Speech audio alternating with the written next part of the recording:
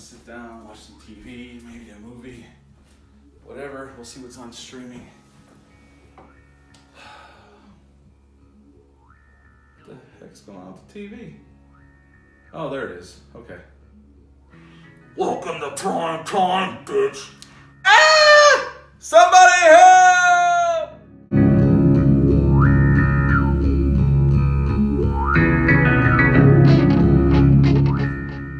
Hey, welcome back to my channel. Hope everyone's doing well out there. And today we're on to the third installment in a Nightmare on Elm Street franchise, and this one's called A Nightmare on Elm Street Part 3, Dream Warriors.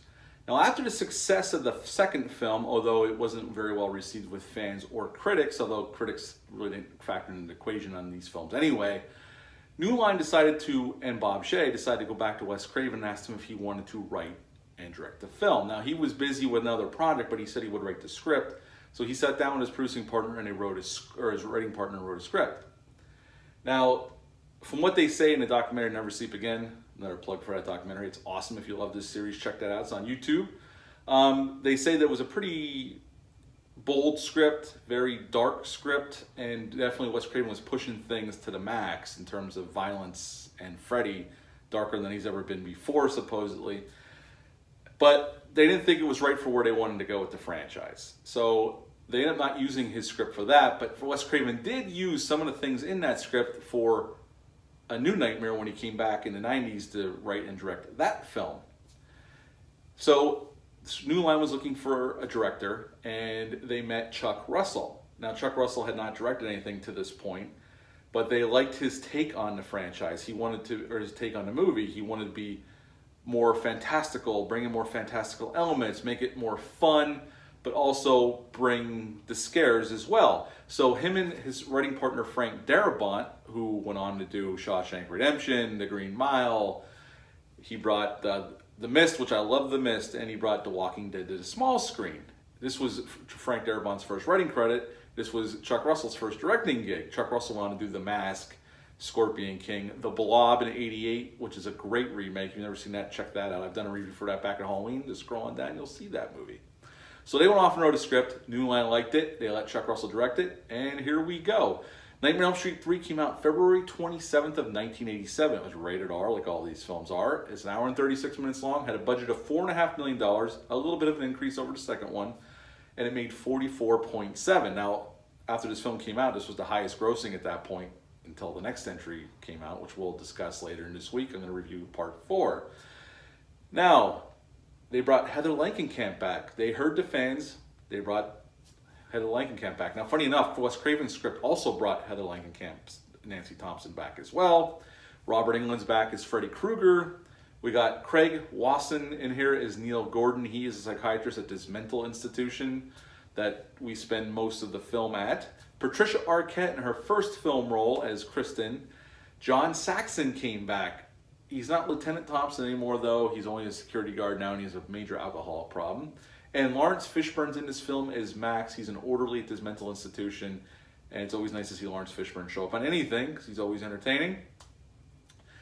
And like I said, this movie tried to right some of the wrongs from the second one. They tried to get the fans what they wanted, but expand the universe, which they do. At the beginning of the film, we're introduced to Kristen, and we see that she's having nightmares with Freddy Krueger, but Kristen also has some abilities, and we're going to talk about that. But Freddy kind of sets her up and makes her look like she tried to commit suicide, so her mother has her committed to this hospital, Weston Hills, and this is where we meet some of the other kids. There's a group of kids, Kincaid, who's awesome in this film, and some other kids, and they all have the same thing. Some of them had problems before, like one kid tried to commit suicide. He's in a wheelchair because his legs don't work anymore. The one girl is an ex-drug addict, which comes into play later when she gets killed, and so on and so forth. One guy has, each one of them has a weakness. The one guy is infatuated with women, which is to his detriment later, although he actually lives in this film and comes back and gets killed in the fourth one, and so on and so forth. So we meet this group of kids at this mental institution, and we meet Neil Gordon, who is the head psychiatrist, and this kind of ratchet nurse that's there that works with him. And Nancy Thompson is coming there to be a new doctor there to work with these kids. And Kristen has this freak out moment, and Nancy Thompson walks in and calms her down, because Nancy Thompson's been there, folks, because she dealt with Freddy once before.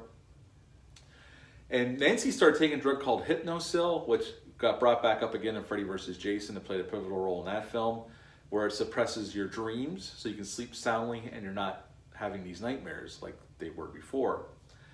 Well, anyway, just to get through the plot here, as we go along, we find out that each one of these kids has a different skill or different power inside their dreams. That's where Dream Warriors comes from, because they have a plan to go in and destroy Freddy. They go in to use each of their powers. Kristen's is that she can bring other people into her dreams, like Nancy. We see that earlier in the film. We set that up. The one kid becomes a wizard master because he likes like Dungeons and Dragons, stuff like that. And Kincaid's like super strong when he's in Dream World. And the one girl, although her line's awful, I'm beautiful and bad. It's a terrible line. I feel bad for her when she had to say it. Either that or it was her delivery, but it's just a terrible line. She's like dressed in leather with 2 knives, spiky hair. Her death's pretty cool though. Freddy's fingers turn into hypodermic needles and inject her pores on her skin, just little mouths, and he injects her and she ODs in her dream. There's some really inventive deaths here, and they push the envelope with the effects, considering they had a $4.5 million budget. But if you see the documentary, they say that budget was stretched thin, and they were working so fast to hit the release date that the guys were doing makeup effects for the film weeks before it was even going to get released. And they didn't even know how they were going to pull off some of these effects when they went into production, but they were just kind of trial by fire type of thing. And some of the effects really hold up to this day. Those old effects they're tangible, and they always just feel right compared to CGI. And some of the effects are great. And obviously you have that death where the girl gets her head smashed into the TV, welcome to prime time, bitch, like it is in my intro. That's why I use that line, because it's so iconic. And Robert Englund actually improvised that line on the day they shot that. That wasn't scripted, it was something he came up with. And then towards the end of the film, they realized that her dad knows where they buried Freddy's bones, his remains, in this junkyard in the trunk of this car. So Neil and her dad go to the junkyard and they get holy water. They bring in some religious overtones in this film too, how they deal with Freddy. And Nancy and the kids are in no dreamland, but they're each getting killed one by one. And while they're at the junkyard, Nancy's father gets killed by a skeleton that gets reanimated. And then Neil finally buries Freddy's bones, douses them with holy water. Freddy bursts into this light comes out of him, and he disappears, and that's the end. But along the way, Nancy gets killed by Freddy, which I think was a good send-off, because she really does connect with these kids, and she's trying to help them, and then Freddy kills her. I think it was a good send-off for that character. Definitely better than what they decided to do in part 2, which was not even mention her at all, except for her diary. The kills are very inventive here. They were definitely pushing the envelope, Frank Darabont and Chuck Russell, with their ideas. And I know they said Chuck Russell was under a lot of pressure because there was a lot of time constraints, budget constraints. He didn't really know how to work with some of the actors. They said he got frustrated with Rosanna Arquette because it was her first movie, and she had problems remembering her lines. But overall, he does a nice job with the film. It's nicely directed, and considering what they were able to pull off for $4.5 million, I think they succeeded. It's a very well done film. I know a lot of people, this is their favorite one in the franchise. And it's one of my favorite ones in this franchise for sure. It's definitely a big step up from part 2. And I will see how I feel about 4. I'm going to watch 4 tonight, and I'll have that review out later this week. We'll see. I haven't seen that movie in forever. I never cared for it when I was younger. We'll see if my feelings have changed. It's pretty much like I'm laying fresh eyes on it. Now, the one thing they learned with this movie was a hard rock tie-in. Dokken played the theme song for this film, Dream Warriors, and there was a big video that used to be on Headbangers Ball back in the day, and Freddy was in that video, and there was footage from the movie. And this is where they realized they could tie in music to the movies, because Alice Cooper was with the Friday the 13th Part 6 a couple years earlier. The roasted pig scene in this film, there's a scene where Kristen's in her house, and there's this roasted pig on the dining room table, and it starts moving.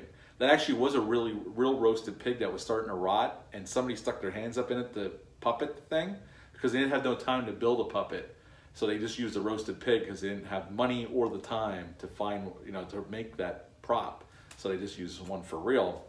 Robert Englund actually wrote a script for this entry, but it wasn't used. Nothing was used from that script. And Winona Ryder actually auditioned for Kristen, the role that Rosanna Arquette ended up playing, but Chuck Russell saw her as looking too young for the role, so she did not get hired for this film. Other than that, I don't think I have any other trivia, but Nightmare on Elm Street 3 is a very inventive sequel. This is how to do a sequel right.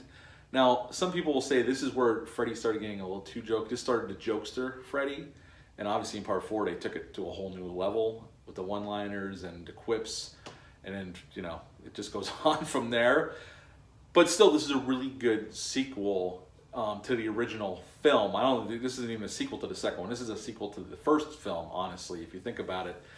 It's just the actors are pretty damn good. You can tell everybody, like Dr. Neil cares about the kids. Nancy cares about the kids. Lawrence Fishburne, there's enough time spent with them. Even Max, Lawrence Fishburne's character, you can tell he cares about these kids and he hates to see what's happening to them. It's just this is how you do a sequel to a popular first film. And Chuck Russell and Frank Darabont took some chances. New Line took some chances too. And it works. It's a very well done film. It's well shot, it's well written, it's well acted. Most of the effects still hold up. There's some effects, especially in high def, that don't look as good as they did back then. But honestly, this is one of my favorite movies from this series. I've always liked this one. It's just well constructed. It's a fun movie. They definitely brought the fun factor to the film, while just still keeping some suspense there. They didn't overlook that like some of the other films did as we go along from here, where they were more worried about the quips and the one-liners than they were about building tension. But yeah, this is a really good sequel. I would give Nightmare on Elm Street 3 an 8.5 out of 10. It's that good of a sequel to the original Nightmare on Elm Street. 8.5 out of 10 for Nightmare on Elm Street Part 3 Dream Warriors. What are your thoughts on this film? Leave a comment down below. Let me know. Where does this rank in the Nightmare on Elm Street franchise? Hit the thumbs up. Hit the subscribe button. Share this video. I greatly would appreciate that. I hope you're all doing well out there. I'll be back in a few days with a Nightmare on Elm Street Part 4, the Dream Master review. Until then, I'll just leave you with bye.